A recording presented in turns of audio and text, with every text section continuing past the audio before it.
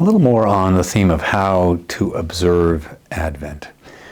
You know, this season of the year, these weeks before Christmas, are for many of us, the busiest weeks of our entire year. There's so much that is going on. There are, we have the burden, the incredible burden of all these parties that we need to go to and things like that. We're supposed to be fun, but sometimes it really feels a bit like a chore. And getting food in and preparation, and sometimes it's a little much, and there's a lot going on, and we can very easily in this season kind of get our heads down and be at whatever we're needing to get at and be incredibly focused in a way that we kind of miss the entire experience on some level.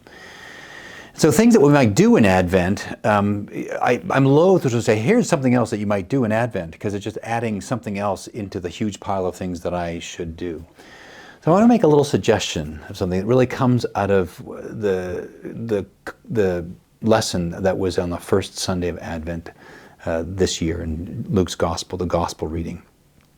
You know, Jesus in that Gospel reading is talking about the signs of the end of the age. Of course, Advent is about sort of anticipating the end of the age.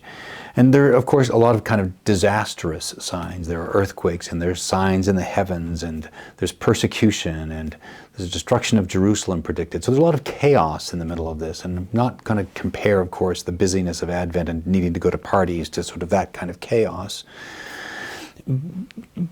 But in the same way, the fullness and the busyness of our lives can actually distract our attention and get our heads down. Literally, we get heads down. We're sort of like, trying to avoid or trying to stay focused, trying to get through things. And Jesus says this remarkable thing in the middle of this text in chapter 21 of Luke's Gospel. As he talks about, then they will see the Son of Man coming in a cloud with power and great glory.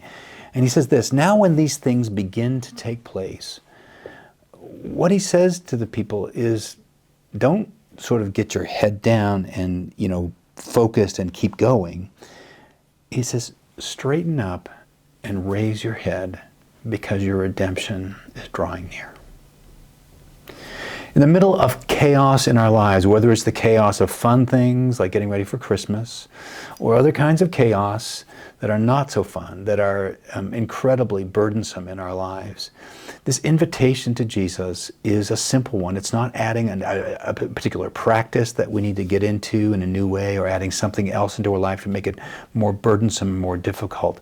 But there's this exhortation to not be like this, but to straighten up and to raise our heads because our redemption is drawing near. This is a great promise of Advent, that the redemption of Jesus Christ is drawing near to us. And I want to suggest to you that it's not just drawing near to us at the end of all time, but the redemption of Jesus Christ draws near to us every day. What can I do to observe Advent? Maybe once, twice, if I can think of it, 3 times a day. What about just stopping, straightening up, raising our heads, taking a deep breath, and just for a moment to fix our eyes upon Jesus, to look to Jesus, to look to the coming of Jesus. Again, there are lots of things we're going to need to get done, but we can very easily just stop, take a moment, deep breath, straighten up, and remember that our redemption is drawing near. Redirects us to the heart of what this season is about, which is the anticipation of Jesus. We are anticipating Jesus because Jesus is coming. He's coming for us. And so as you observe these last few days, this last week or so of Advent, I want to say to you with Jesus, straighten up, raise your heads because your redemption is drawing near.